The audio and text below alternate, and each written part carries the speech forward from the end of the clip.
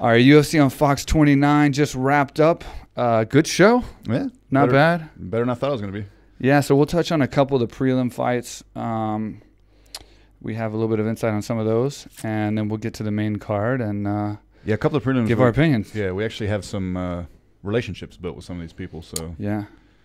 And it's also, yeah, you said 2 p.m. right now, huh? Yeah, so it's almost 2 p.m. in Thailand. So just let you guys know how dedicated we are.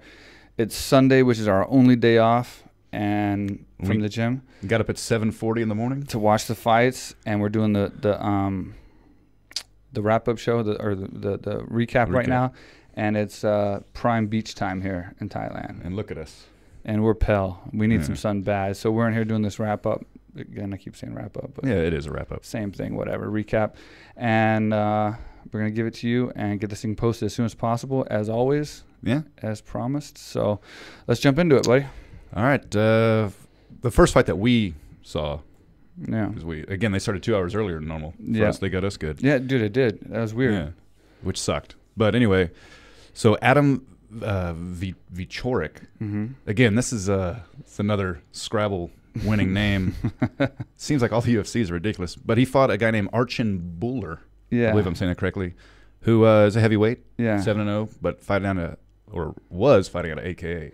Yeah, so Arjan claimed AKA, but he did his whole fight camp in Canada. I didn't talk to Hob since the fight, so I don't know Arjan. So I don't know if he's just one of those guys that came in for a little while, trained at AKA headquarters or whatever, or if I don't know his experience at AKA. I know and critique his fight a little bit, which is why I want to talk about it. But he did his full fight camp in Canada for this specific fight. But he came in solid. I felt like he came in and he was doing okay. And what frustrated me is, his wrestling, there was no real need for it most of the time that he got the takedown. He was landing really good strikes on the feet, connecting, and then he'd get the takedown. And I didn't like the fact he would sit in open guard. I know you said that about 12 times during the fight. For some reason, that just really bothers me, man. When that guard opens up, you need to pass or get out of there. You know what I mean? Like, you obviously don't want to be in guard when you can be in half guard or side control or a better position. So the guard was open the majority of the time he was in it, and then he just stayed there. He didn't try to pass or anything. And then as it turns out later on in the fight, he was again doing fine on the feet, went for a takedown for whatever reason, and then got submitted. Omoplated? Is that is that a word? Omoplata, yeah, which is not a very common submission to get caught in. I mean, people get caught in omoplatas, but not to the finish very often. So I think Ben Saunders is the last one to do it, like twice. I think it's pretty rare. Ben Saunders is amazing now. He's amazing. He's amazing on the ground. Yeah, I mean, that's just. I mean, it sucks to see him lose that way because, like, you didn't have to. You were doing okay on the feet and, like, get him down and then posture out and get away from guard, and, like, well, no, he could have ground and pounded him from the side or something else, and he chose to stay there and put himself in danger, and he got caught. He's got Olympic caliber wrestling, they said. So you figure probably just should have stayed at AKA and trained with DC a little bit. Well, especially when you're doing good in the fight. It's not like he needed wrestling. Like, a lot of times wrestlers, they get hit hard or they get in danger on the feet, and then their go-to thing is to use the wrestling. But he was winning on the feet. I mean, he was landing big strikes. It's like, just stay there, Or if you do go to the ground, like DC and Kane and the other guys who's adapted or whatever, get out of guard. If you go to the ground, move to the side, get in half guard or try to get inside control, a better position, and control your opponent, land some damage, and then you're out of danger of getting submitted most often, I'm sure there's other factors that played into it, maybe family stuff, but I just don't know why you would leave. Omoplata. Yeah, well, no. I'm talking about him not training at AKA, going to Canada. No, I know. And again, I don't know. Canada, California. I honestly don't know anything about him. I don't know what his relationship is. I haven't talked to Haas. I really don't know when he trained at AKA, how long, whatever, but, I figure well, he's also the first. We got to be fair and talk about AKA's wins and their losses, and he claimed AKA whether he trained there or not, and he lost. So, but for being the first, I believe, I'm saying this, Indo-Canadian. I mean, I would assume Indian-Canadian. He was an Indian, but lives in Canada. I mean, that's probably a lot of pressure too. I mean, I saw if you looked in the crowd, a lot of media from there, and obviously it's getting big, bro. A lot of people are coming here from India. Yeah, we get a lot from Iran and from India a lot lately. It seems like we have like at least 10 people from each country of those countries right now. Iraq? It's crazy, yeah. Wow. First guy from Iraq I've ever met. Really nice guy. Unbelievable English. Just a sidetrack, sorry. Yeah. I asked him how he learned English so well. Like, try to be respectful. I was like, and he's like, video games. Yeah. He learned English from video games. What a badass. Wow. But anyway, just a little fun fact for you. I'll introduce you to him. He comes back Tuesday. Yeah, that's cool. So, it's anyway. cool how diverse our camp is, and that's the first guy from Iraq I've ever seen there. Yeah. Or, I mean, I haven't seen him, but I've heard of. He'll be back Tuesday. Cool. So I'll give you the introduction. But nice. But another AKA guy did fight. And this one is AKA, Yeah, and he's also a winner of the Latin America Tough. Yeah. Alejandro Lopez versus Alejandro Perez versus Matthew Lopez. Matthew Lopez, yeah. Hey, it was 7 a.m. when Why they you fought. gotta mess up, dude? I don't know. It's my You're first thinking time. about the beach right now, aren't you? I don't even know where it is. It's been so long. I overwork you, don't I? A little bit. Come on. Of course. Am I hard to work for? Not hard to work for. You just want me there 17 Really? hours a day. I don't think you realize there's only 7 days in a week. Wow. I don't know if anybody's told you that yet. I like when people work just all the time. I noticed. I text someone at like 11 p.m. and if they don't respond, I'm like, what the fuck? Yeah. You notice Guess who that person usually is? You. And I'm one room and over. you're asleep. I'm like, dude, Why this is about work. No. So, yeah, Alejandro had me worried. Hav walked him out, and he's obviously on AK for sure, AK headquarters. And, man, he was definitely losing the fight, but he kept his resolve and stayed calm and weathered the storm and came back and got a very, very nice finish. Yeah, it's quite, of course, entertaining. I mean, for him being 21-6. I mean, he was fighting a tough guy too. Yeah, wrestling background, and and he was just overall very, very experienced. And yeah, Alejandro did made me proud, man. TKO. Yep. So came back and unleashed the punches and bunches, as the You- old you commentators really- used to call it. you really do think you made that up, don't you? I don't know, but I'm just saying, like, that was around the same time That you said it? that I heard it for the first time was when I was throwing a bunch of punches and bunches. Well, you know, when you did throw a lot of punches and bunches, Mm. at round 2 of UFC 60, was it 60? 9. 69, You're yes, it getting to was. Yushin Okami, aren't you? Yeah, because Yushin Okami fought tonight. First time in 4 years. Yushin Okami fought tonight. I fought Yushin Okami, and that was a title contention fight to fight Anderson Silva. I fought him at UFC 69, and now he's at welterweight. It's crazy watching him walk out at welterweight because this was a massive Japanese dude when I fought him. I mean, this dude was so big at middleweight, one of the strongest guys I've ever fought. Nicest guy, too. And yeah, it was a tough fight because it was my hometown. I had won all these fights. I was like 5-0 in the UFC, and it was to fight to get to Anderson Silva. And so they put me on the card because it was in Houston, Texas. So it was in my hometown, and I went there, and man, I think he won the first round. I think he was on top of me more in the first round. Second round, I won. Almost had him out. Almost had him out. He was face down, and I was like punching him as the bell rang. And then it came down to the third round, stand on my feet and just not getting taken down and try to outstrike him. And he got that takedown. I think it's like a leg trip or something like that. And I just couldn't get him off me for like... Well, he weighed 240 pounds. 3 minutes. So it was like the majority of the fight, he was on top of me. And then I think at the very end, I reversed him and ended up on top punching him. And just too little, too late. He beat me. But he fought tonight, and I mean, he did the same thing that he always does. He's a strong dude, man. Yeah, and he just... Even at 170, he looked strong. Not super exciting. I mean, he's, I think he has like, he got the record for the fifth longest time in the octagon? Oh, probably. Yeah, he's they fought said it on 20-something times. They said it on the broadcast. It's something like, I mean, it's hours and hours and hours. Well, all his fights usually go to it's like 3 or 4 hours decisions, worth. so he's got... Yeah. So it wasn't super exciting, but I mean, he was definitely dominant, and good to see him back. And he won via decision. So I don't know if and he against knew. Dhiego Lima. I mean, it wasn't an easy opponent. Yeah, it was a tough opponent who's fought. I think Dhiego was the one I think that was on tough twice. Yeah, he was a finalist as a welterweight and as a middleweight. 19 and 25. 6 wins on tough, which don't count on his record. Plus, he's had a decent, good record, as well. So it wasn't an easy fight, but I mean, Okami's just so freaking strong, man. He's just such a freaking strong guy. But back to when you fought Okami, do you think Yushin knew that you could have sponsors in the UFC? I will say this, a fun fact about this. That was the fight. I'll bring this up any chance I get. Well, every podcast I end up fucking I will say a boy. fun fact about Yushin Okami. Not about myself, about Yushin Okami. Yushin Okami was the very first fighter in combat sports history to ever look across the cage or the ring and see a sponsored banner. The very first guy that's ever looked across and was like, what the fuck is that? What is that big fucking vinyl banner with all those sponsors on it?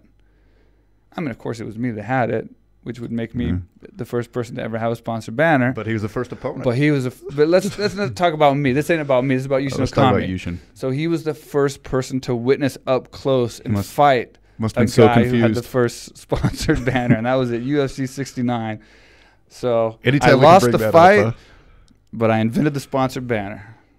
Again, do you I'll bring it up as much. Do you remember? That's my claim to the community of MMA. Like, so Well, one you got thing other that's the shit. one thing I did that really impacted the whole sport. You know, more than anything. Do you remember who took me home that night after that fight? Some God, dude. you were so mad at Some me. guy You that did. you dude. met at the You were bar. still wearing your fucking taped hands, and you had to take me home from that fight Yeah, because I may or may not have been overserved. Do you remember that? that's right. I'm always having to take care of you, man. Even after I have to fight in UFC, I still Well, have I to take took care the of you. loss harder than you did. Apparently, 10 shots worth. Yeah, there's more to it. You than took that, more but- shots of alcohol than I took in the fight. And luckily, it was $13 Jaeger night at the Toyota Center. And I loved paying for that. So I got 15 tickets I from you. lost the fight and had a $500 bill for your drinking. No. Thanks. So What a no, great night. I got 15 tickets from you, if you remember correctly, and I had to have the Yeah, owner. you were always like, oh, can I get some tickets? I'm like, oh, how many do you need? One or two? Well, I got 15. this guy and this guy. Yeah, about 14. Well, hold on, but I paid for And them, then I got to ask for them. and I had actually the owner of Buffalo Wild Wings. You didn't funded pay me the for money, them, dude. You've never paid for tickets. Yeah, he I've funded always, me for those 15. Oh, for your friends. Yeah. I've always given You gave like, me the ones up front. I didn't Yeah. sit with those losers in the Yeah. back, but behind row 6. get Like you I'm gonna in go the that far back. I got you. I want you to see me lose up close. Yeah, that was I really want you neat. to see that sponsored banner. I want you. Fun fact for yourself. You I was the you were first one of the- spectator You were to- one of the first to know the spectators. guy. You were one of the first spectators to ever see a sponsored banner live and see Dana's reaction as he was pissed off about it. Huh? Yeah, if you search our YouTube channel, you'll every other video is about the sponsored banner. Every episode, either I banged some dude, which never happened, but yours really happened. AKA or the sponsored banner. But yeah, sorry about that. That was 2007. You know, what do you Nah, want I from me? forgive You you, know? dude. I forgive you. I've done worse since then, so it'll be fine. Yeah, you have. All right, so moving And on. one more prelim I want to talk about is Muslim Salikhov. Your boy, our boy, AKA Yep. Thailand. He trained at AKA Thailand when I was first building the gym. Actually, when it first opened up, kind of before it opened up, and then right as it opened up. And he trained at the gym a lot with Anvar and all those guys. He's from Dagestan. He's a Sanda Wushu champion, something like 5 times or something like. And this guy is a ridiculous striker, man. We had a lot of sparring rounds together and stuff, and he's really good. And he had a lot of hype coming into the UFC, and he had his first fight, ironically enough, against Alex Garcia, the guy I fought in my last fight. I dropped a decision to. Alex ended up finishing him with like a submission. Obviously not on the feet. Muslim is his level on the feet's really high. What's his kickboxing record? 170 or something 186 to- and 35, something like that. It's oh my crazy. God! Yeah, but he's counting all of his striking fights. But the dude's It a doesn't beast. matter, He's still. a beast. I mean, he does everything. And again tonight, it was a clinic on the feet. I mean, he did really well. Yeah. It was a And- pretty and brutal knockout. He fought a really big guy.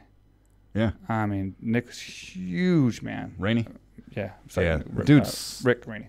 Ricky Rainey. Yeah, something like that. Rick yeah. Rainey. Yeah, he's new to the. It was his How first many- fight. It was his His first first fight. UFC fight. So Yeah, Rick Rainey. But man, he was a huge guy, and you know what the thing is he looked well-rounded. He looked composed. He didn't look nervous. He looked like he was. he just got caught. He was game, you know. Yeah. But Muslim is just another beast, man. He landed a couple spinning back kicks, and then man, that overhand caught him just like right behind the ear, which right behind the ear is where your equilibrium is, and it just when you get hit there really hard, man, you're just out of it. And then what made it worse than that is when he went down, he got caught again, and then as he flew to his back or landed on his back, we saw it in the replay, both of the punches came straight down on his face. I mean, brutal. Oof. So yeah, I feel bad for Ricky Rainey. You know, it was a tough first fight in the UFC, Well, but he took on a short notice. and it was short as well. notice, so we got to give him credit for that So too. he did put on a decent performance for losing, but yeah, and he's fighting one of the best strikers ever. Yeah, so- Literally ever. People don't know yet, but he definitely is one of Well, the he best was strikers at ever. AK for a little while. AK Thailand, sorry. Muslim. Yeah. Yeah. You said, yeah. That's what I said, yeah. So and not only was he at AKA Thailand and trained there for a while, but he kept representing AKA Thailand, which was really cool, even when he wasn't doing his fight camps with us.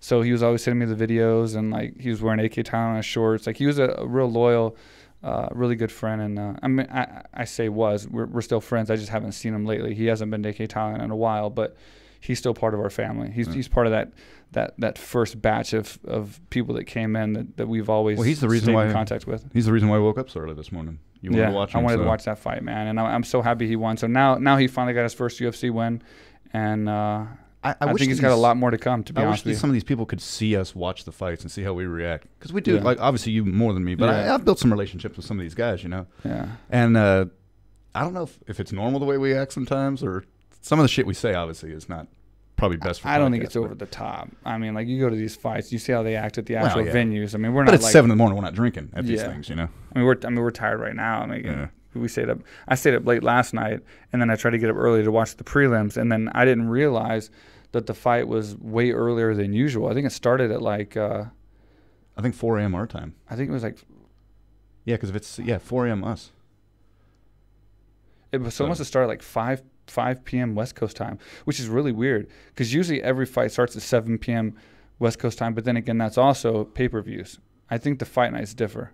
But pay-per-views, every single pay-per-view starts at 7 o'clock West Coast time. This was a Fox, honestly. Yeah, so 10 o'clock East Coast also time. The NBA playoffs started yesterday or today, or however you want to look at it. That might have been what it was, but I had no idea. So I woke up kind of late, and then I was rushing to like go back and watch the fights that I needed to watch on Fight Pass and catch up as much as I could, and then try to watch the whole broadcast so we can get this out at a decent time. Yeah. So and we're going to. Yeah, it's still going to be okay. By the time you see this, it'll be out. Yeah. Does that make sense? Yeah, somewhat. Yeah, so. Yeah. But anyway. You sort of make sense. Congrats to Muslim. But speaking of another big opponent, Michelle Waterson fought. Yes. And she fought a huge opponent. I mean, that girl she's a beast of a fighter, man. Yeah, she's tall, big. Cortney Casey. And she was almost Olympic soccer player or that high level U.S. national team. So I don't know a lot about Cortney Casey, but I will say this: they said that she was a very good athlete, and she had a lot of hype coming in. I think she was a favorite in this fight, and you could definitely see a size difference in the Muslim fight and in that fight. You could see a huge size difference. It was, and Michelle Waterson just, man, I mean, she played as good as she could. She moved really well. She circled a lot in the beginning. She stayed on a horse, as they say, as the kids say. I thought it was on their bicycle. Huh? Is it on a bicycle or a horse? Well, when you're from Texas, it's on the horse. Oh, I forgot you broke horses. When I moved to the city where you were, then it was on the bicycle. Yeah, I've never been on a horse. We had horses and steers back where I was. But yeah, and then it was a split decision win, right? Which was weird. Yeah, because I didn't see how Casey took any round. She fought. I mean, don't get me wrong, good fight. Like I thought it was a round, but I don't think she definitely took two. I mean, it should have been a split. A judge should have said she took 2 rounds. I think Michelle fought really well in that fight. I like was that the second round, that big ass teep kick she had. Oh, right to the face. To get up to that tall chick. Yeah. I mean, Michelle's a tiny It knocked her girl. all the way across the octagon too, man. That was a good kick. Yeah, man. It was. So, hats off to the karate Steven Seagal again. Yeah, he'll take credit for that. Of course he will. He probably already tweeted it. If you look it up right now, I guarantee you he's like, yeah, I taught Michelle Waterson. I like Steven Seagal, but why does he wear those yellow sunglasses? Those just really bother me.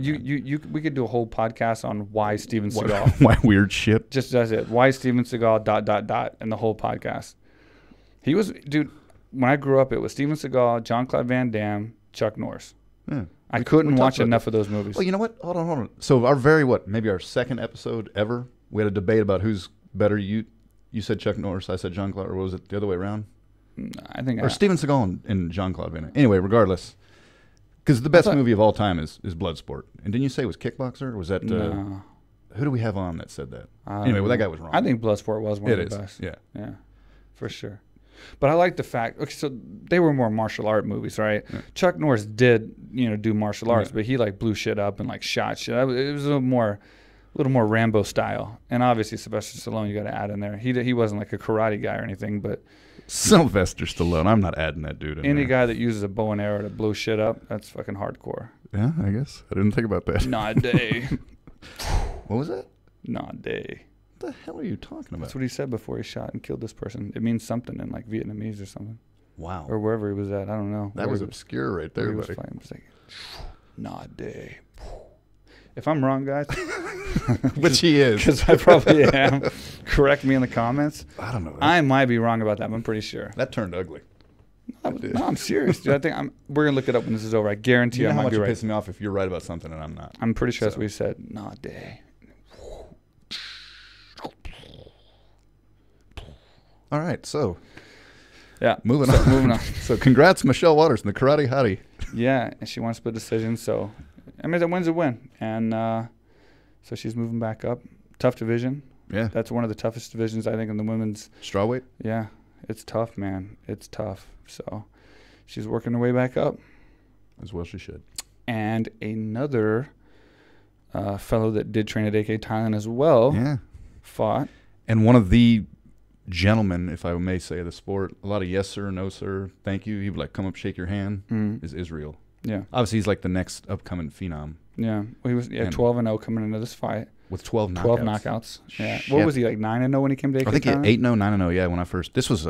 He came and hung out and trained for a while back. 2 years ago. Yeah, like 2 years ago or something like that. And then I think I met him out at dinner too, ate with him. Just him and all his crew were really nice people. So. And Marvin Vettori is predominantly known as a ground guy. And I think that's why he was stylistically happy with the matchup, because he felt like he had a good style for this match. But it turned out to be a striking kind of match where he held his own. I mean, I think he won a round, and you know, he definitely held his own. It wasn't like even Israel would be the first to tell you that it wasn't his favorite fight of his. Yeah. You know, so. Well, he did say that, actually. Yeah. I don't know if he said it after or during. And I think he said it in the post thing, but the post. So, you know, I think he also said even Jesus was crucified, which, I don't know, that's kind of weird. Did he say that? Yeah. Oh, I didn't hear that. Which, you know, I mean, I guess he was, but. What is your thoughts on that? What is your thoughts when guys, I mean, it's okay to be religious. I'm not religious, I'll be honest with you, but I know there's something. I mean, we're not here for no reason. But what is your thoughts on guys that are thanking God for letting them win a fight? I like it. I mean, I do. I think sometimes it gets overplayed. Like, I don't like it when they, like, hey, what's your favorite color? Well, first let me go ahead and say that thank God to my Savior, Lord Jesus Christ. You know, it's like, that's not what he asked you. You know, I get it. Work that into it. And I guess if you want to, I don't know, lead into, I mean, it's, you know, you have your beliefs. You know, I respect everybody's things, but I think, you know, you said it, but, well, you know, go ahead and tell your thoughts, because I know we've talked about this a few years ago now. Yeah. So. I mean, my thoughts haven't changed. And the thing is like, I mean, I've been around the world. I've seen a lot of crazy shit. So I've seen there's something out there. There's a bigger power, and if there is a God, you know, I mean, I'm not saying there's not. I'm just not religious, and I have never seen it myself or seen him myself or whatever this is that's created all this. But if there is someone out there that can make a change and do things, I think the last thing that I would want that person to do would be to help me win a fight. If I'm on TV making a lot of money, having a successful career, I wouldn't want him to spend, or it, whatever it is, to spend its time helping me win a fight when there's so many more important things they could be doing as far as helping these wars and starving children and all the catastrophes that are going on in the world. We're free to make our own choices. And then that being said, too, another pet peeve of mine, though, is like when you thank God, I feel, after a fight, sometimes it's kind of disrespectful to your opponent, because you essentially, if I ask God, if I believe in God and I ask him to help me beat you, I'm essentially telling him to make you lose the fight. Well, the opponent can ask God as well, or his God. Then God's just confused. See, I thought where you were going to go. And another thing, well, I'll say, I got two sides to it. I think you're going to go to it now. And the other side is, you know how hard I train for a fight. I mean, I train really hard.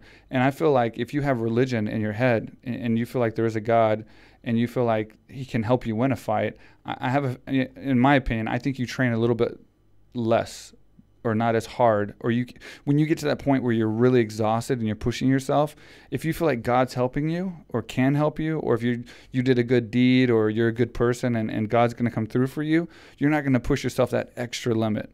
And I had a quote a long time ago. I can't remember exactly how I said it, but I was just like, you got to train every day as if there is no God helping you or there's no other power helping you when you get out there. It's just you in that octagon.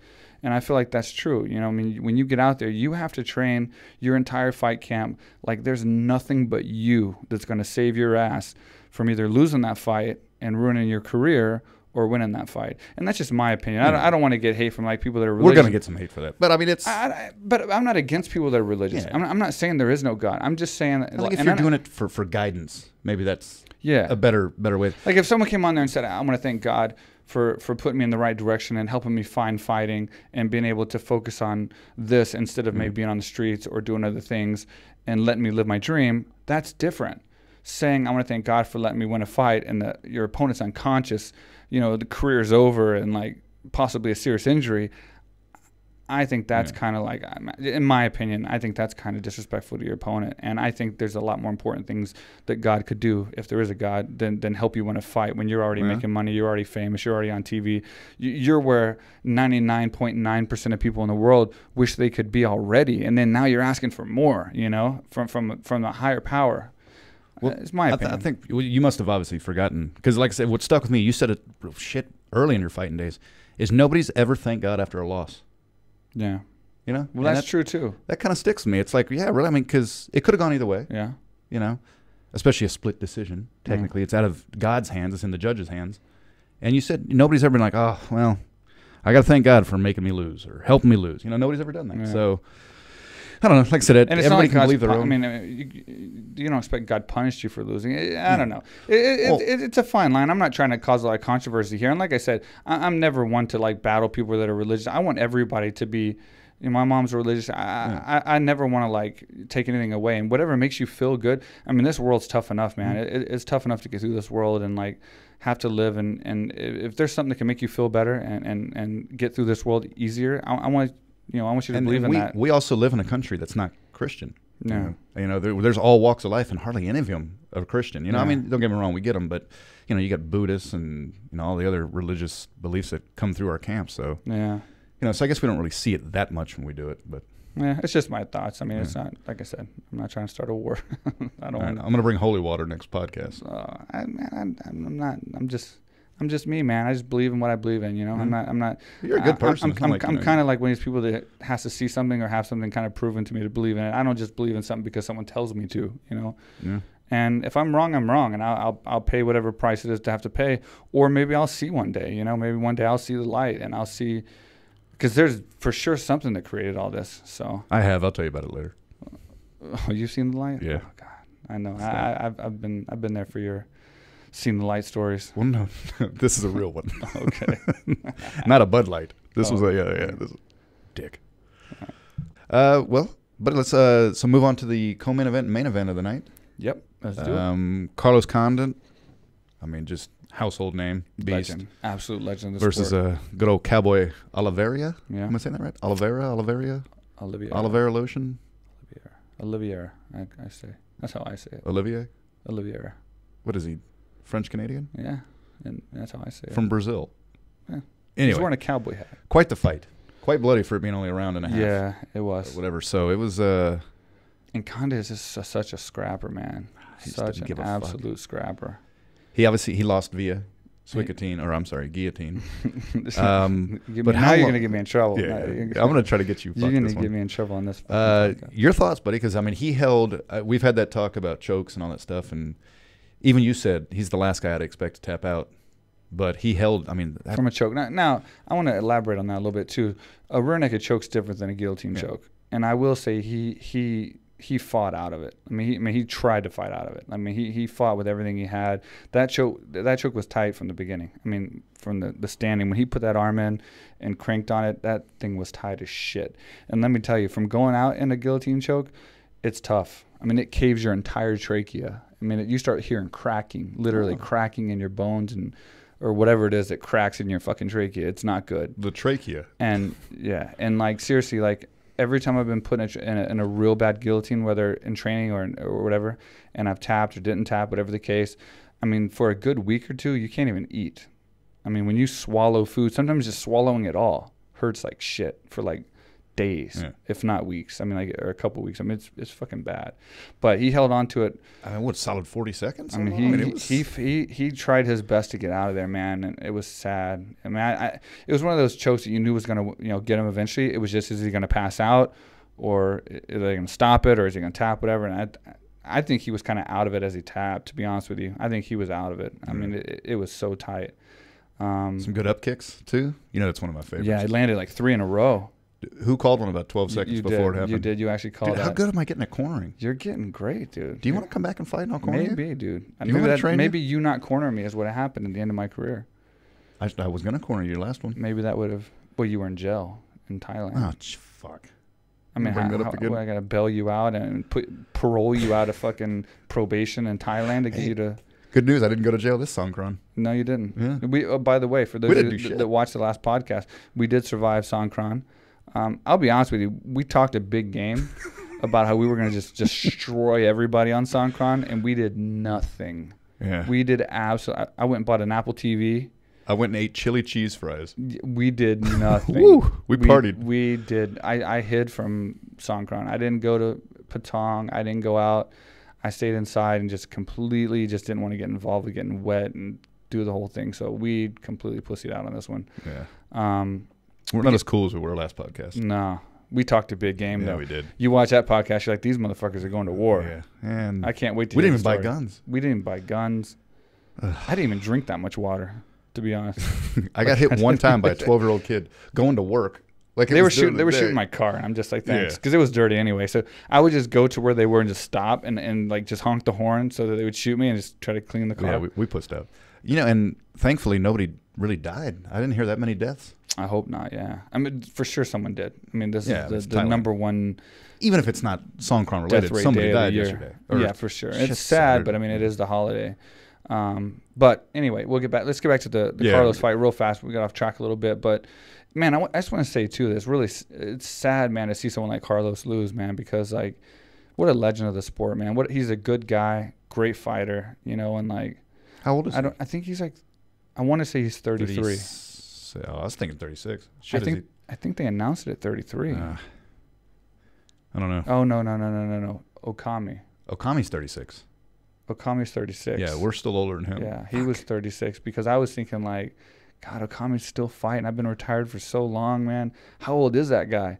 And then he's like freaking younger than I am. And I'm like, jeez. How old was that ref? How old do I feel? And then that ref was... He was in his 60s or 70s. Jeez, that ref couldn't have stopped anything with time. that ref was... That guy was... I'm not trying to talk shit about the ref, but I guess I did. But yeah, he was definitely an old ref. And my take on that too. I'm not trying to talk shit. And there was a girl that used to ref. Yeah. This real skinny girl, and I had a problem with that. And it wasn't that she was a girl. I think girls can ref just like guys can. I see no problem with that. But I think as a ref, your job isn't just to call fights and say break and then they just leave. I mean, sometimes things get out of hand. You know, there could be, the guys don't stop at the end of the bell and you got to break it up. McGregor jumps in the middle out of nowhere. There could be anything happen. And I think as a ref, you should be fit enough to break whatever happens up. You know what I mean? Yeah. So I don't think you should be smaller and more frail than the actual fighters, because look at Herb Dean. How many times have we seen Herb Dean jump in there like Big John McCarthy jumps in there, and because he jumps in there and separates these guys with his massive weight and strength, he saves people from getting hurt.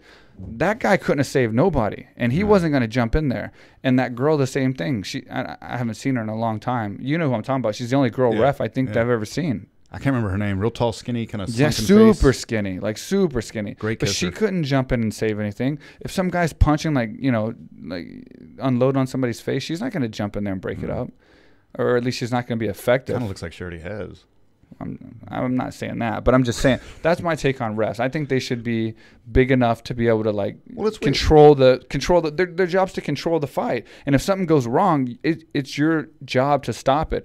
They say a fighter's job is not to stop the fight. So if I'm punching somebody, it's not my job to stop punching him, which means I could be causing serious damage to this guy. It's the ref's job to make me stop punching him. And so I think the ref at the least should be able to stop me from punching him. You know what I mean? Yeah. And if it takes him flying in the center of us to do so, that's what he has to do.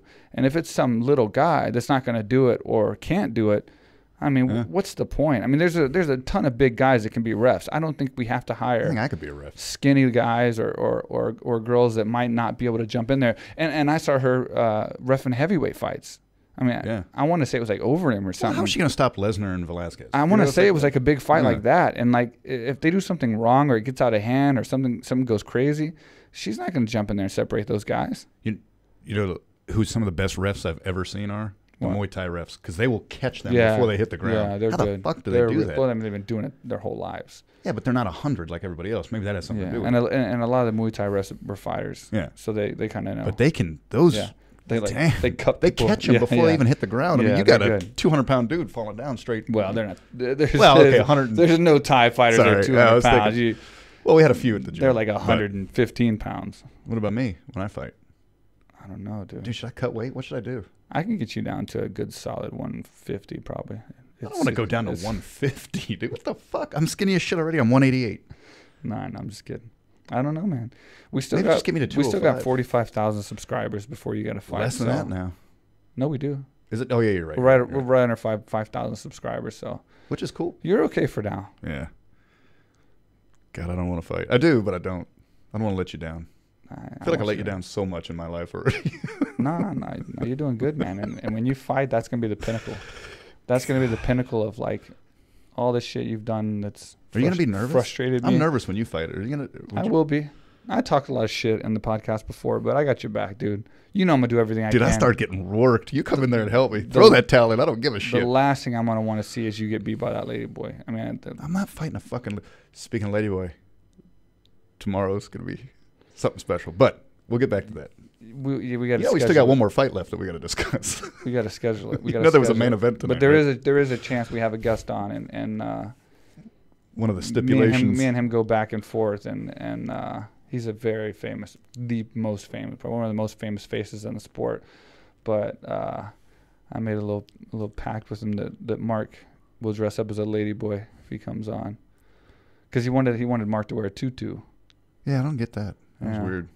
I don't know. And the funny thing was he actually went and dug a picture of a tutu out to send me as if I didn't know what a tutu was when he texted me. Did you not know? No, I did. But he goes, I'll come on if Marc wears a tutu. And then the next thing you know, a picture popped up of a tutu, and I'm like, yeah, Chuck, I think he already had that on his. I think of it, yeah. Like, Chuck, you didn't have to. Wasn't he on Dancing with the Stars? You didn't. I guess we just ruined who it was. You didn't have to go and download a picture of a tutu to show me.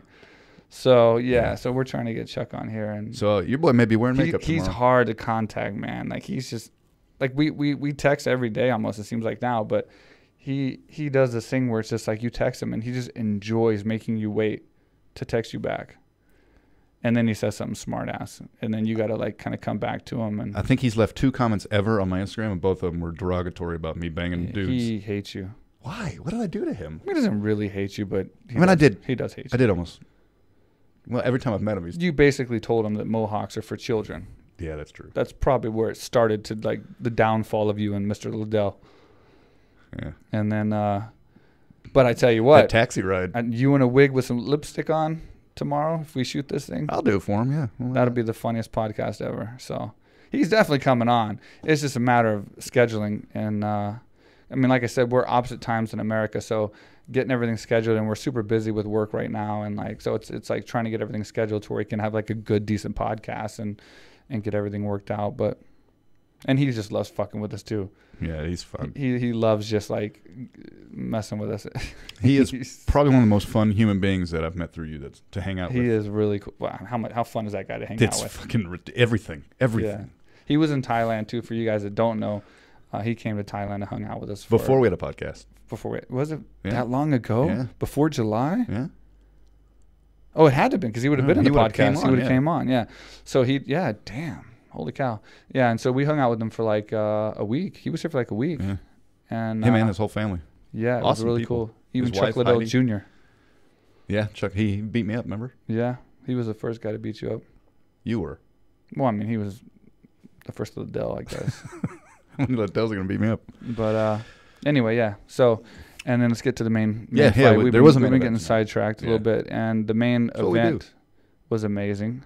And that's what I was wanting to say is I like when a card kind of pinnacles at the top and the That's main what you card. paid for. Yeah, even when it's the free. main event fight lives up to the hype, and It did. it is the most entertaining fight and gives you what you want. You know, I hate it when you get to the main event and it just ends really fast, or it's controversial, or it's something else, and you're just like, ah. Well, you know what? I hate to say it. We pretty much, we pretty much picked the winners, except for I picked Justin to win this fight. Yeah. So you may ran the table. Why don't we ever bet? We always pick the winner. I picked Condit. Oh yeah, so did I. Yeah, I picked Condit. I did. I picked Condit for that one, Yeah. and then for the main event, I had Poirier for Yeah, you sure. did. I did have Poirier. You did have Gaethje. Yeah. Gaethje. Gaethje. I don't want to say his name wrong. Can we get like a Don Smith to fight again? Where's Don Fry? That's got just one syllable each. There's some tough names out there. Jake but he Shields. is an absolute savage. Yeah. He really is, man. Both of them. He will take a punch. He'll take 5 to give 1. He's an absolute savage fighter. And, hats off to Condit for not, like, giving up on – I know from experience – Are you going back to Condit? Or are you going to – I'm sorry, Poirier. Yeah. Hats off to him for not giving up, because from my fighting experience, especially, like, when I've hit people really hard, especially with combinations, and they don't go down, and they just keep coming back at you, it sucks. It mentally kind of plays a part in the fight. You know what I mean? Like, it starts making you question, like, am I going to be able to finish this guy or hurt him? And if I can't, what the fuck? You know, like, and he just kept going, man. Plus he just kept fighting. 36 leg kicks. Yeah. I'm sure those were fucking fun. It must be frustrating fighting a guy like Gaethje, because, like, am I saying that right? Say Justin. I'm going to say Justin, because I don't want to. I've watched this guy fight so many times, but I think it's Gaethje. Gaethje. It's not Gaethje. We're not analysts, and we're not, like, yeah. And our journalists. Our internet sucks here in Thailand, so we're getting bits and pieces. I'll say Justin. But anyway, I love him as a fighter, man. The guy's phenomenal. But it must be frustrating hitting a guy so many times and him just keep coming forward like that. That's got to just be, like, demoralizing to yourself. Is like, he was landing solid shots. He even landed a front flip.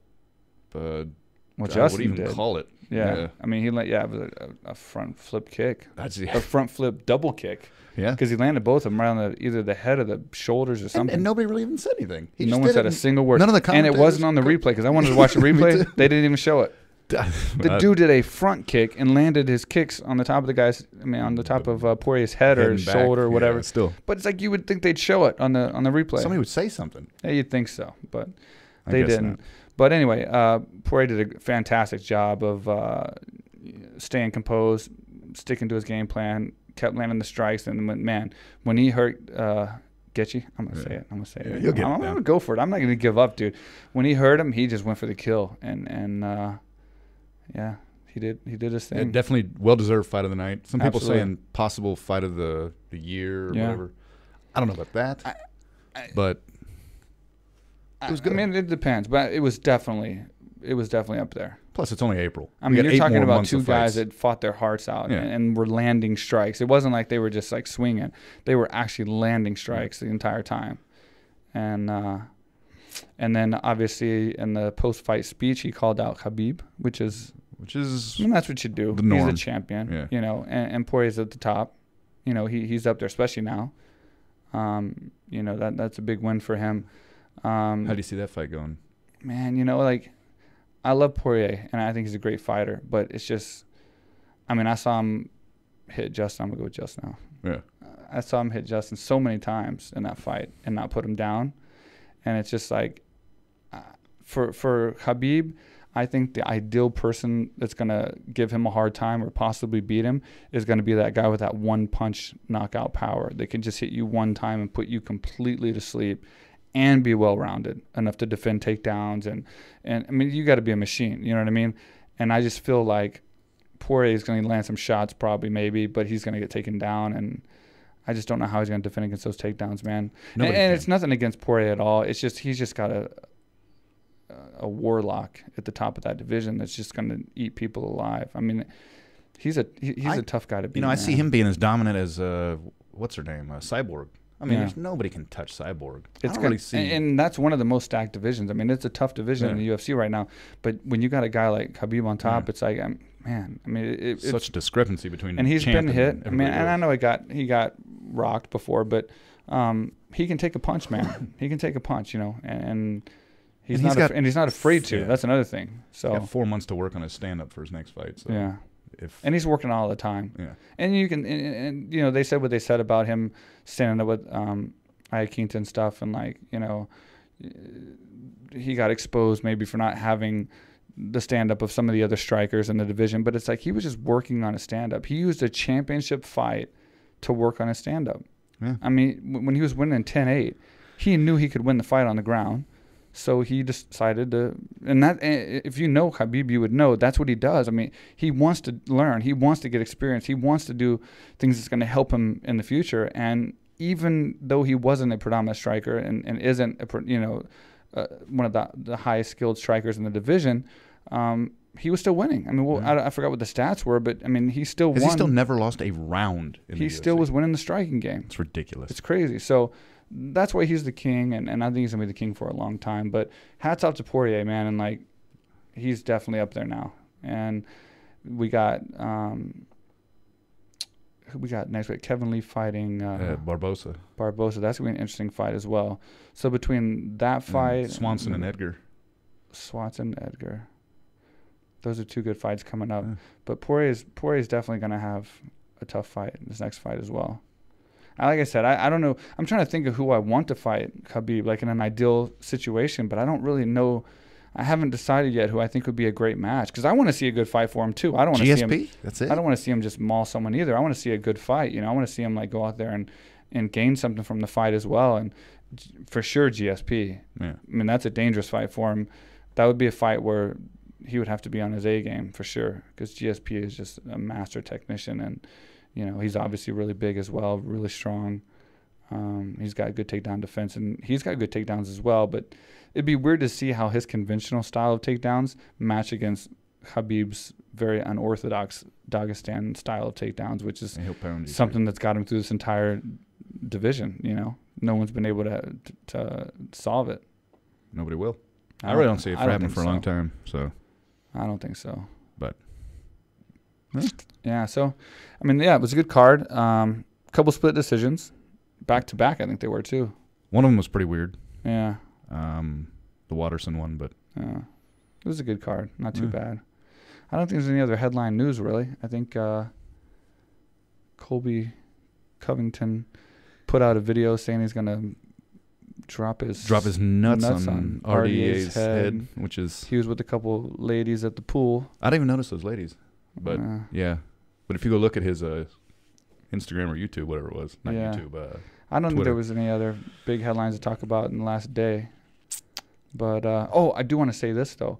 I want to give a lot of respect to Poirier as well, for he said that he was going to donate his shorts and gloves and fight clothing from this fight for charity. I can't remember the charity, but it was something to do with I don't want to speculate. I don't know, but he was definitely doing it for charity. So hats off to him for that. Yeah, good for him. Yeah, it's really good.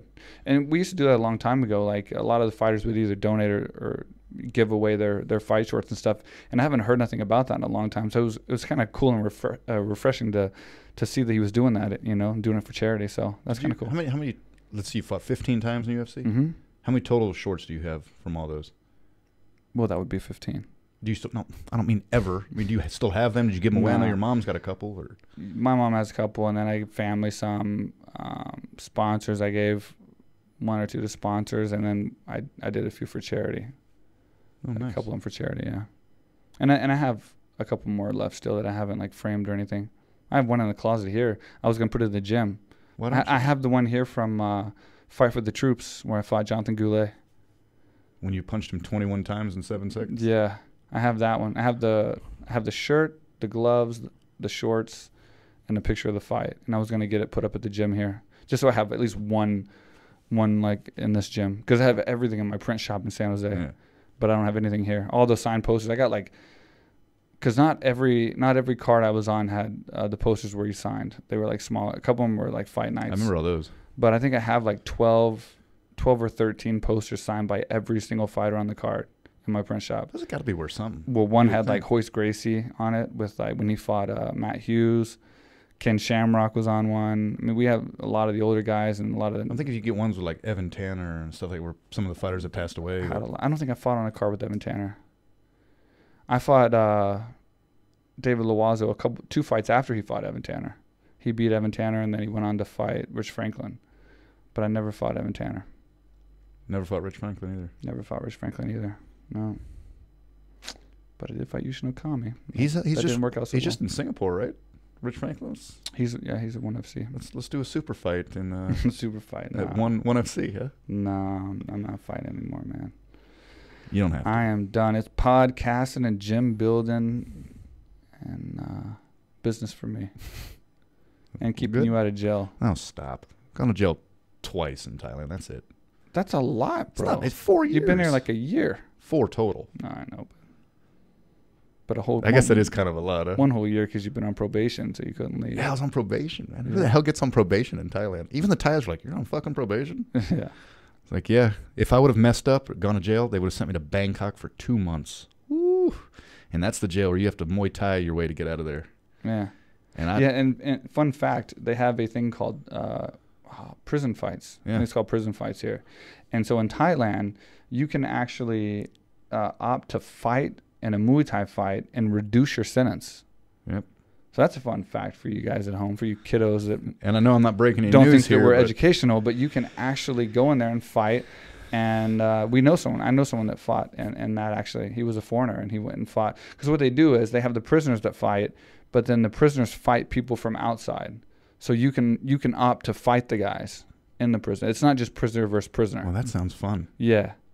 I wouldn't want to do that. Fuck no. Yeah. Because these guys have nothing to lose, and they're trying to get out of prison. So they're trying to kill you. Yeah. Yeah. And they always win, the prisoners. The guys they bring in never win. But if you look at, I want to say Vice had that. Yeah. Okay, so I want to say Vice did it. They did a documentary. If you type in prison fights on YouTube, you can actually watch a documentary, and it shows the entire thing, the fights, the setup. It talks about it. But yeah, how crazy is that? This country is so big into Muay Thai, you can fight your way out of prison as long as you do it in a Muay Thai ring. That's crazy. And some of these guys don't have as much Muay Thai experiences as you would think. They just want to fight and get the hell out of there. How great would it be to win that fight? Yeah. I mean, it'd be neat. I don't know if you get I don't know if you just get like immediately. Well, even then, out. I think you just get your sentence reduced. Hey, I mean, it'd be cool to be UFC champion, but if you can get out of a prison sentence in Thailand, I don't want to choose that fight. Well, we'll find out one day when you. They may send me to jail after what I do to this dude who I fight. I don't think so, man. You bite his ear or something. If I have to, you'll probably do anything. I'm not losing. I'm scared you're not gonna fight. I mean, you better fight. Yeah, as long as I'm healthy. I'm fucking almost 40 though. It needs to happen soon. You made a promise when we get to 50,000 subscribers, you're gonna fight. So you can't back out. Well, I'm not going anywhere unless I get deported again. All right. It'd be tough to fight from America. All right. So. Well, anyway, guys, that's our wrap up. I keep saying wrap up, but I'm gonna stick with wrap up. It says recap, I believe. On UFC Fox 29.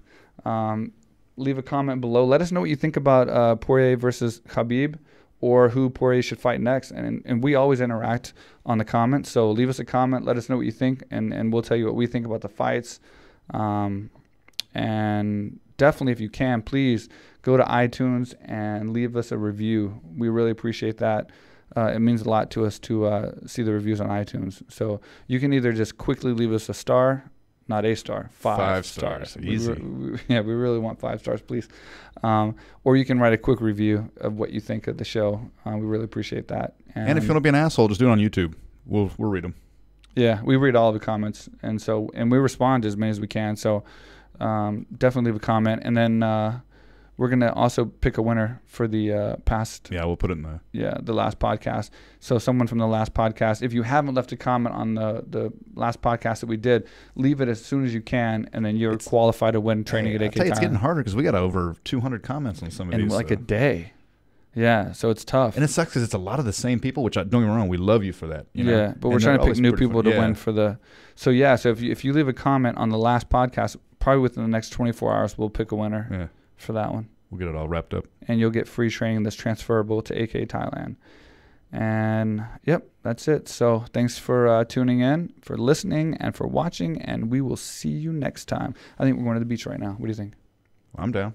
Down to go to the beach? Yeah. That's the cool thing about living in Thailand is we can go to the beach. So let's do it. All right, let's go. Take care, guys.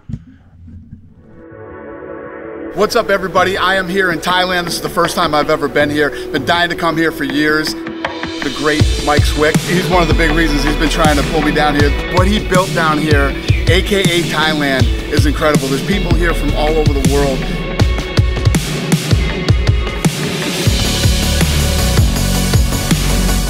You can train mixed martial arts here, jiu-jitsu. They have weightlifting, they have cardio, and obviously they have Muay Thai, boxing, everything.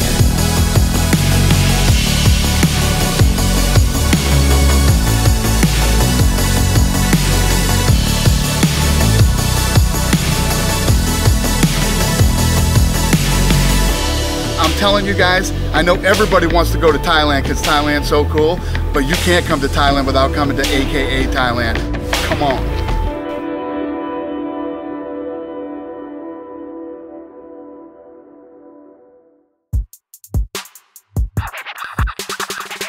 Real quick, with Mike Swick.